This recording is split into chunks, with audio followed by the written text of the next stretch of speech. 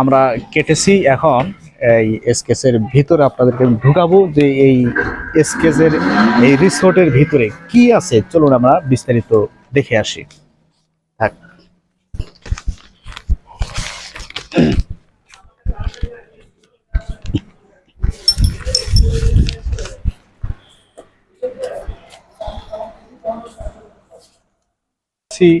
এই রিসোর্টের ভিতরে এই রিসোর্টের সৌন্দর্য দেখে আপনি মনোমুগ্ধ হবেন। এখানে কি হয়, কারা আসে, কে থাকে, এটি কিন্তু আমি আপনাদেরকে এখন দেখাবো।